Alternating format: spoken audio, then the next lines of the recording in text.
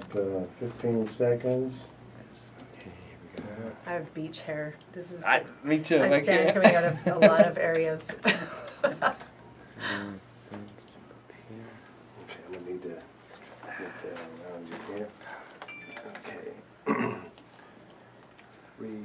You're live on there. I'm gonna give you a 3, 2, 1, and then give me a second to. And count bring down at in the end live. too. Yeah. 3, 2, 1. Good evening and welcome to the TLCUnleashed show, Hollywood Vibes, Sports and Life. We are at it again.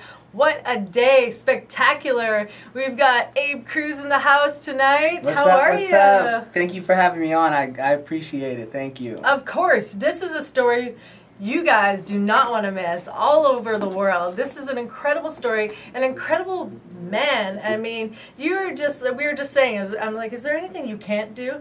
We had some fun today. We did a little photo shoot on the beach down in Venice. Got crazy, had some fun. Yeah, cold water, but it was cool.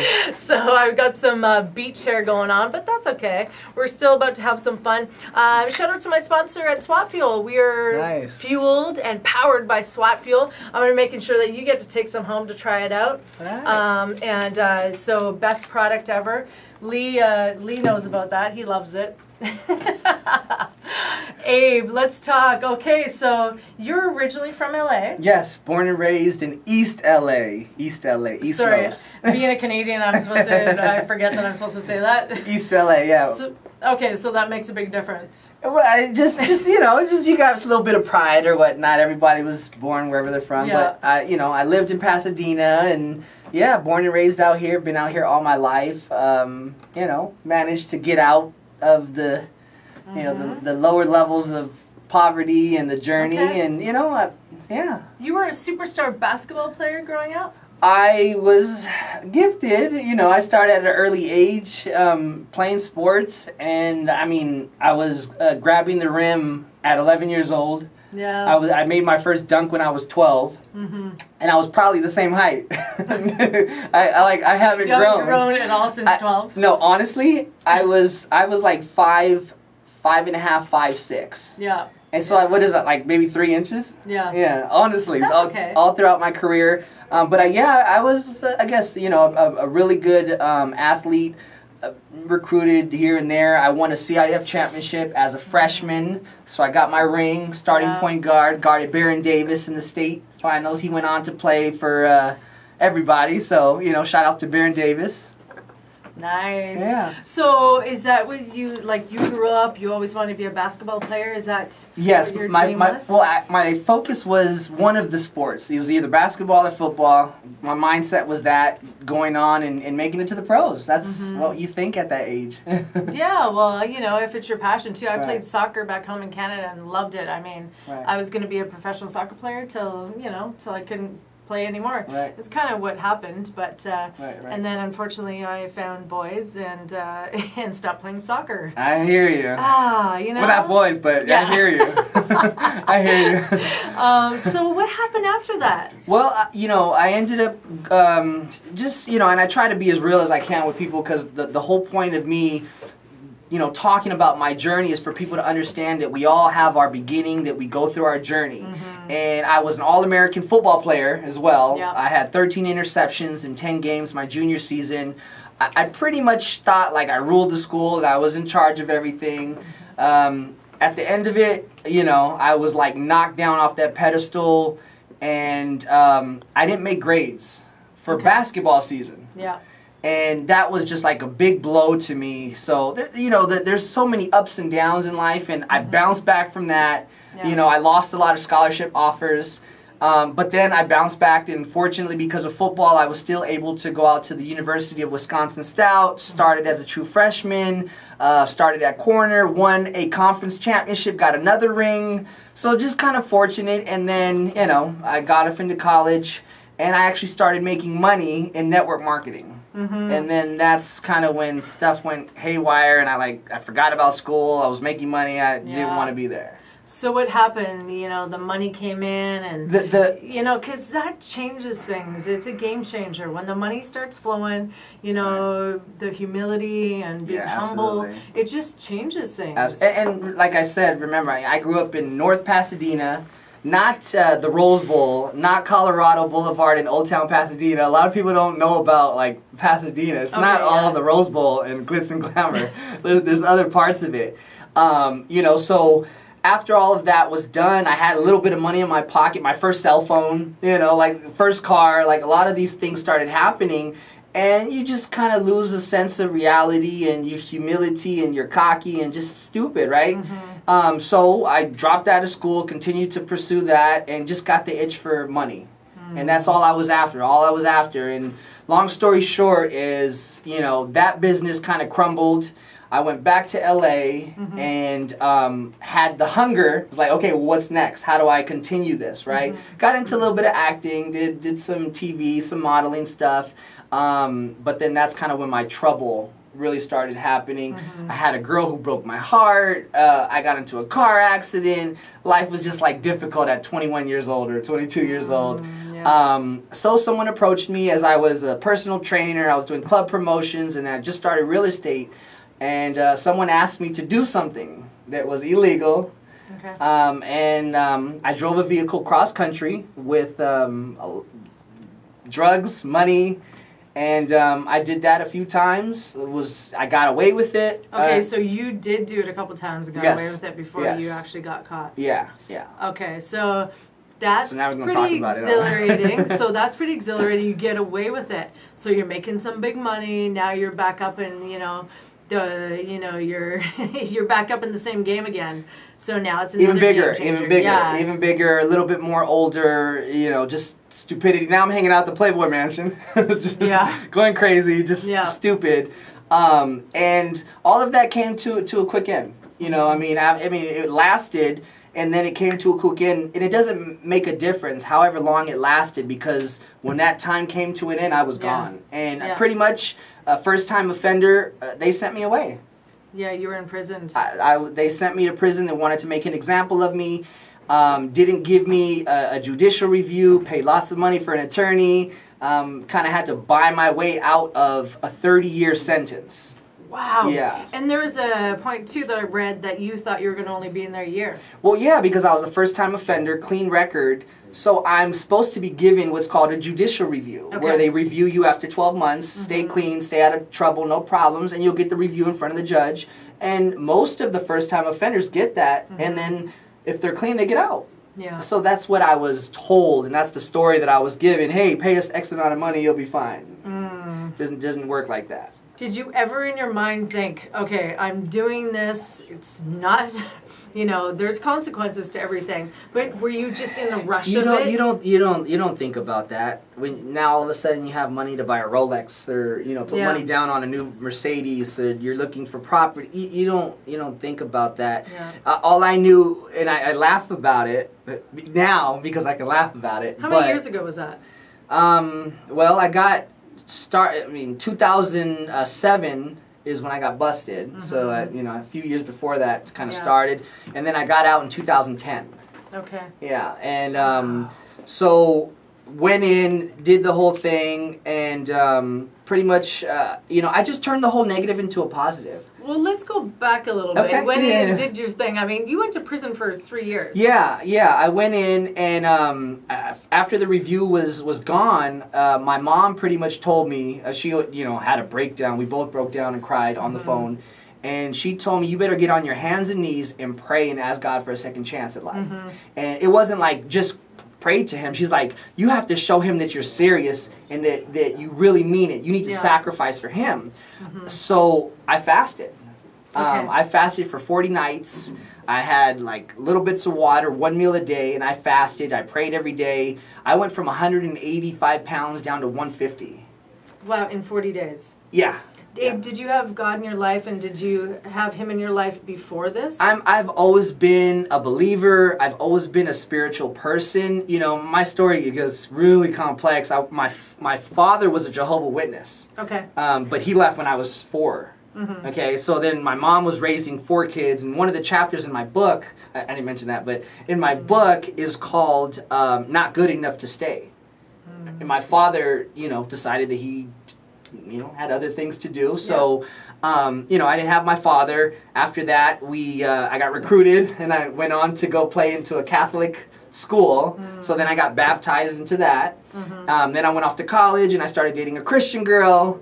And then while I was locked up, my brother was going through his own journey in life.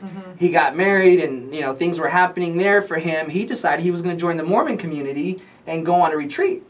Wow. So I've kind of experienced so much that I've been a believer. I don't get into the Bible. I go to church, but the truth is I've had only bad experiences, and it's not to judge any one household or church. Absolutely, I get it. Yeah, but I believe in being a good person, a good man, living a straight life and helping people. And this is post prison. This is like the awakening. I had this. I had when I prayed, I literally went through a spiritual fasting. I went through the fasting, and I was dreaming for 40 days. Yeah. Literally dreaming. Yeah, the lucid dreams. So what made you decide to do it for 40 days? And was it because, your mom kind of was my mom she just picked a number, it was like, let's do randomly 40 days. That's what my mom said. Yeah. Wow. I believe that's somewhere in the Bible. Okay. I believe it's somewhere in the Bible. My name is Abraham. Yeah. And in the Bible, Abraham is the father of faith. Yeah. I didn't know that at the time, not educated into that. Yeah. But I went on to do so many things, all based on faith. So.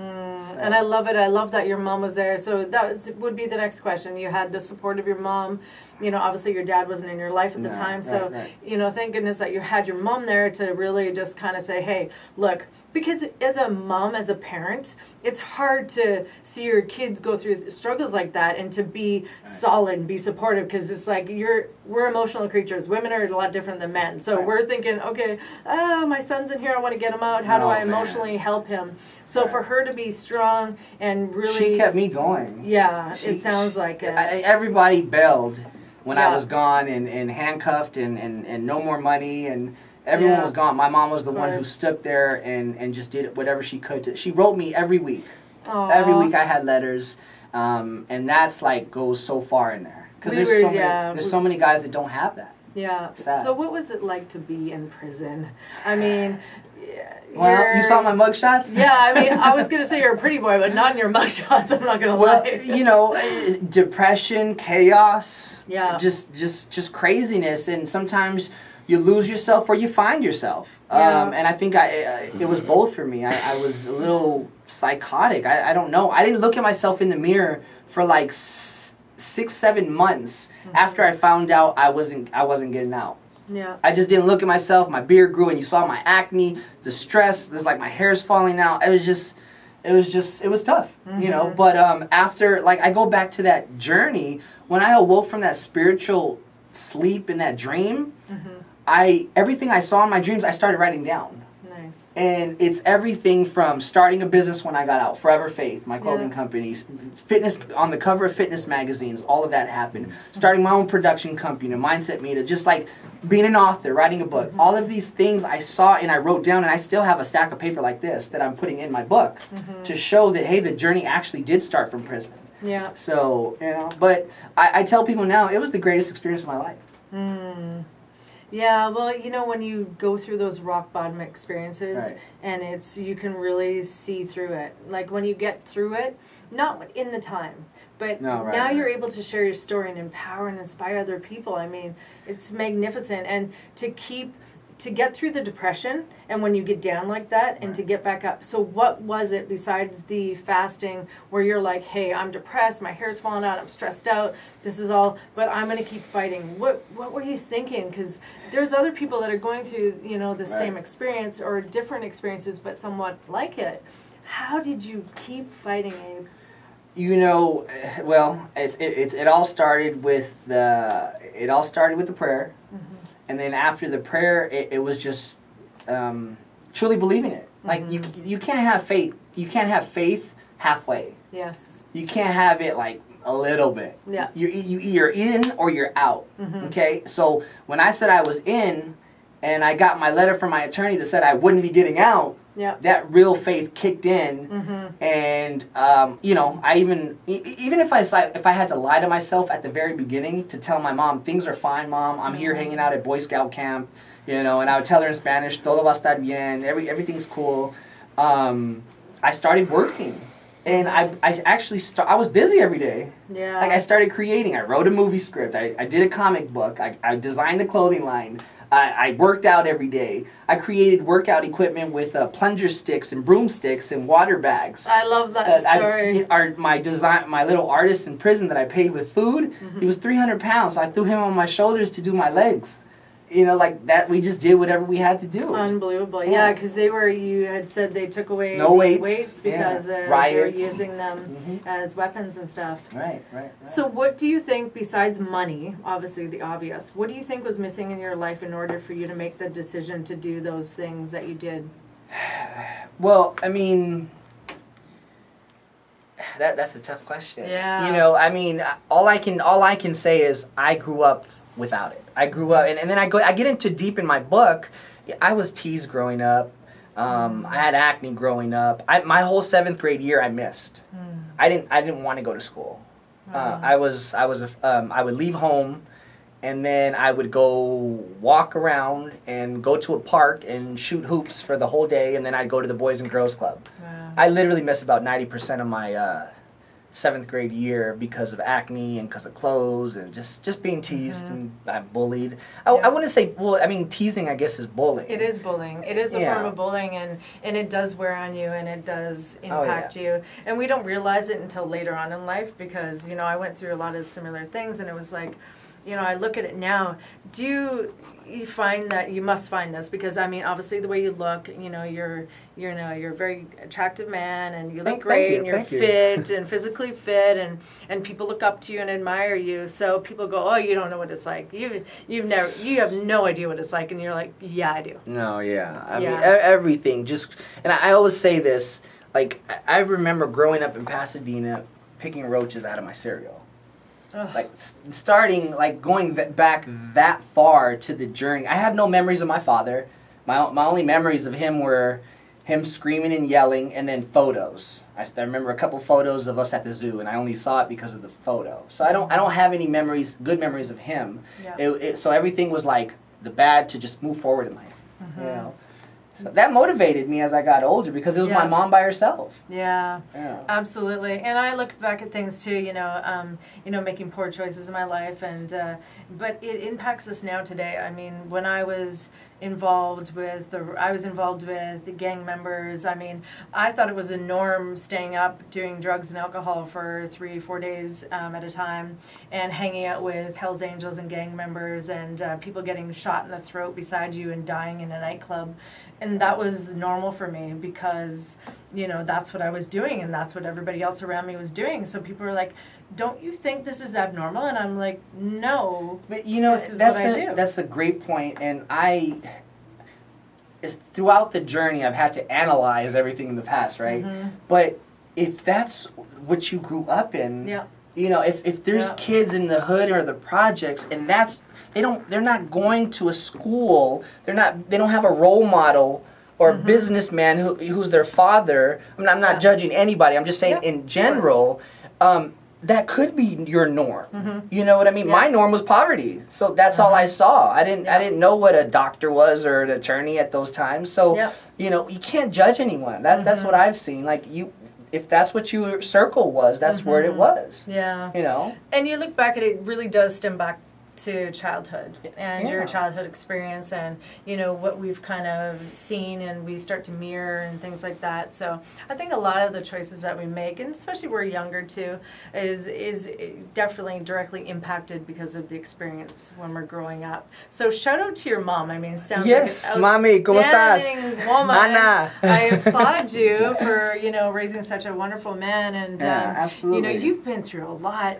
but the thing that I really admire about you, Abe, is that you have such a great spirit about you, and you're so positive, and you are changing and touching so many lives. I mean, nobody would ever think in a million years, you know, from prison inmate to, you know, like, to what you're doing now, Mindset of a Champion. You've got a book coming out, you're acting, you're doing all these amazing things. You've been on the cover of magazines. And so, you know, and I read in your bio too, some people are like, we wouldn't even hire you at McDonald's and stuff. So, I couldn't get it. When I first got out, I had 2 weeks to get a job. I was released on the ankle monitor in Tulsa. Yeah. And no one would hire me. I went. It's funny because I laugh now, but I went for like higher paying jobs. I didn't want to just settle. And my probation officer was like, "You better go and work at Burger King or McDonald's or Starbucks. You have 48 hours to get a job, or I'm sending you back in." Oh, and I was like, "Oh my God!" Like I cried. I called my brother. I called my mom. What do I do? And you know what my mom said? You better pray about it. Yeah, No, she said you better pray about it. So. But that next day I got 2 jobs.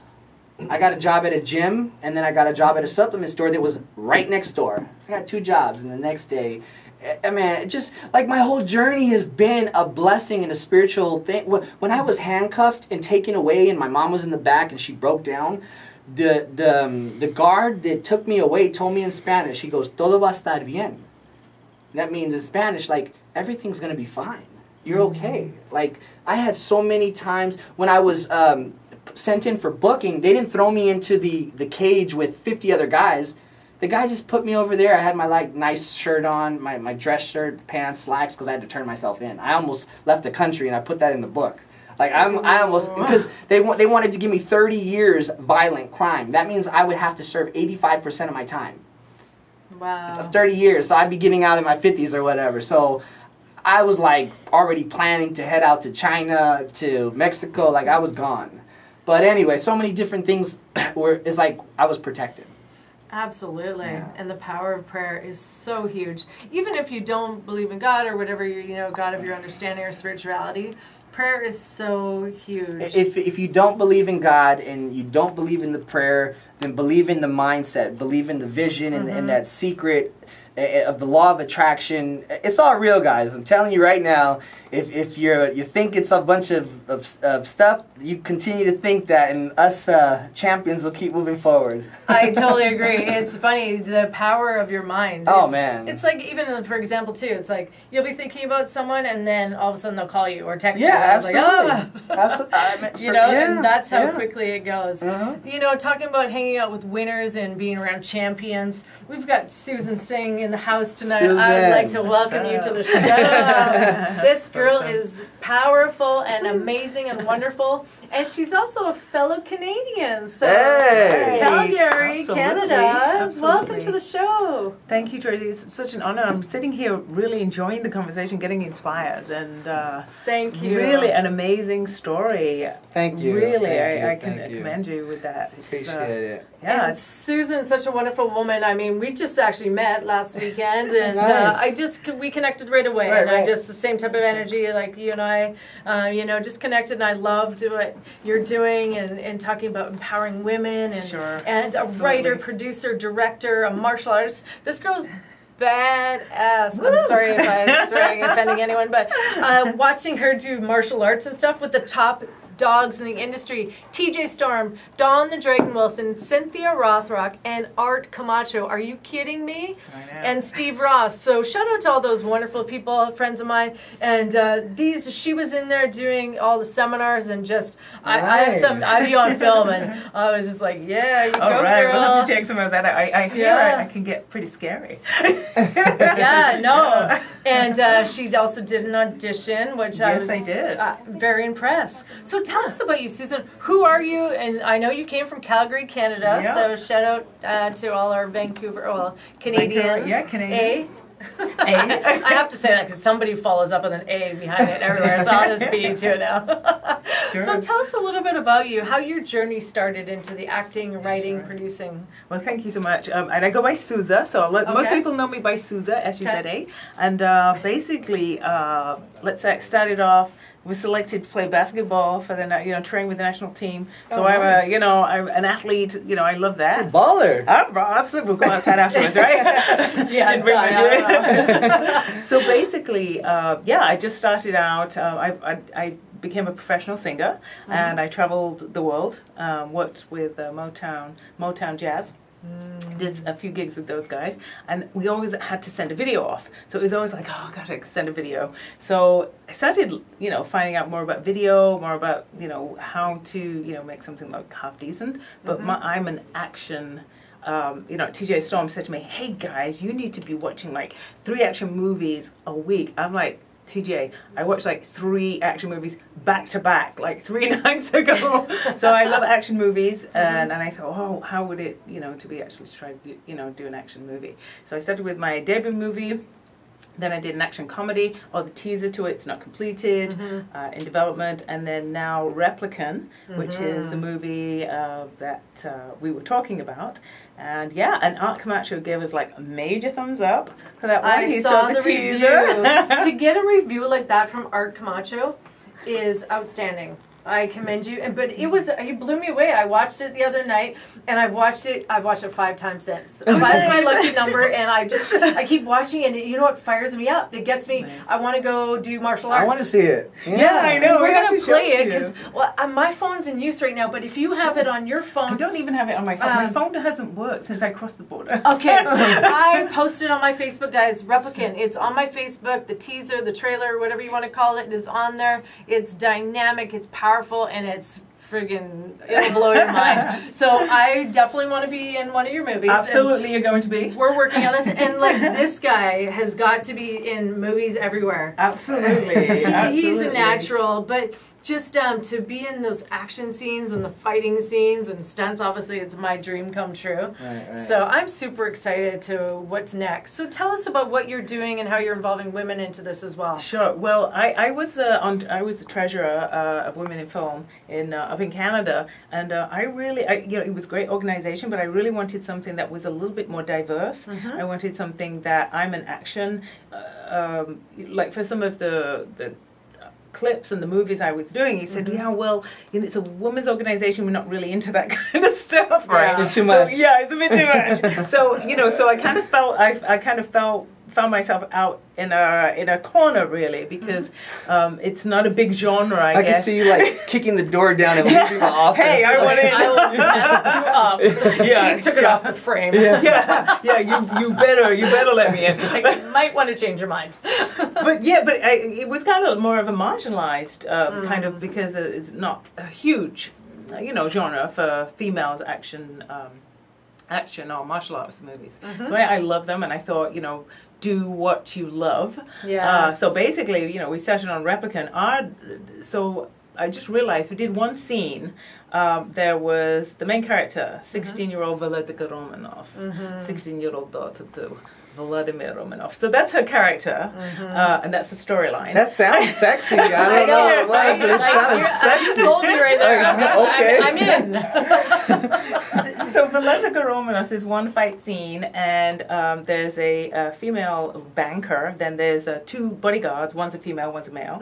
So basically, in this scene, it was like I think 5-to-1 women to men, which is really unusual. It wasn't planned out that way. But I'm like, I got a couple of male bankers and this one female banker.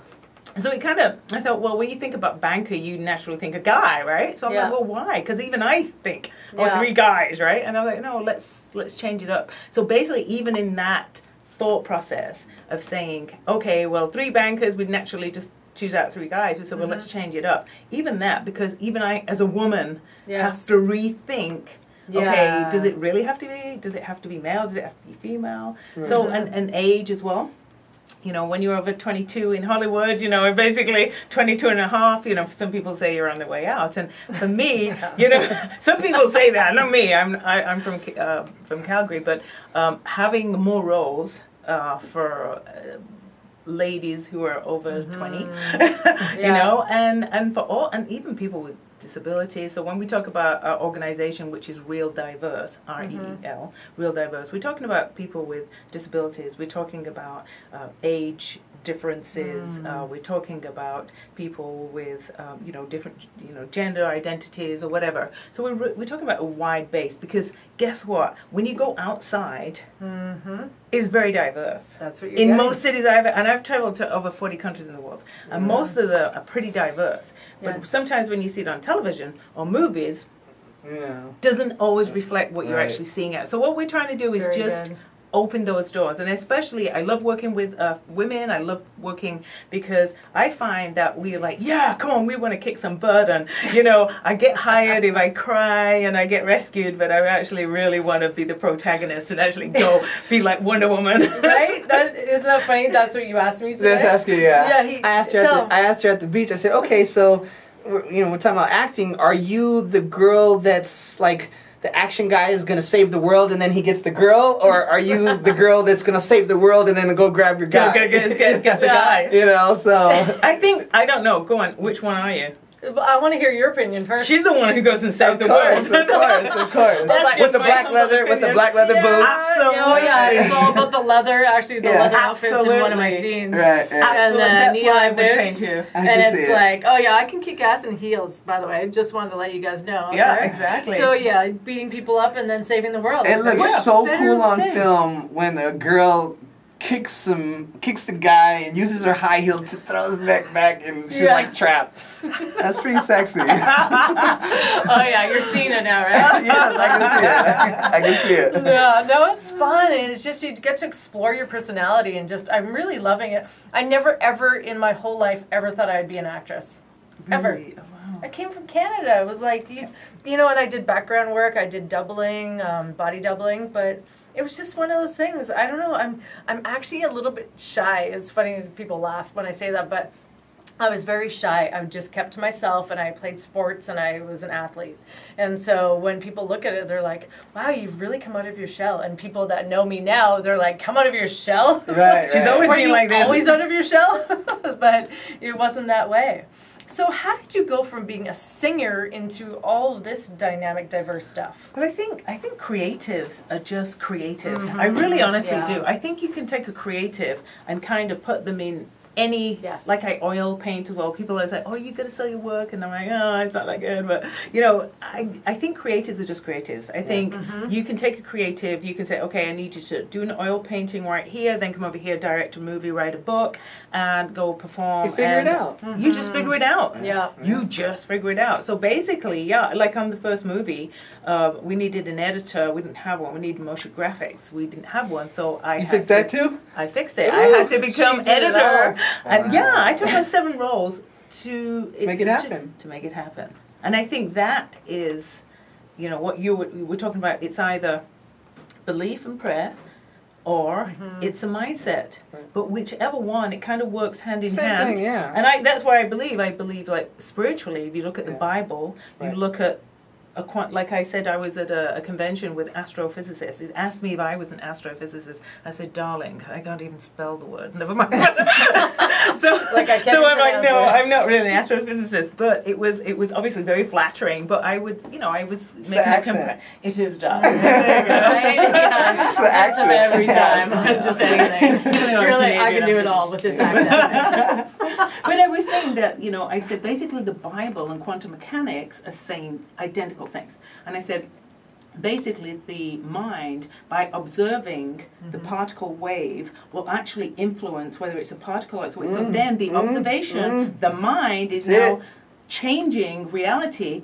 Well, what is the Bible saying? What is the Quran saying? Or what is every spiritual, the Buddhist, what are they saying? They're saying exactly the same thing. right. So I really like that point that you made about that. It's pretty cool.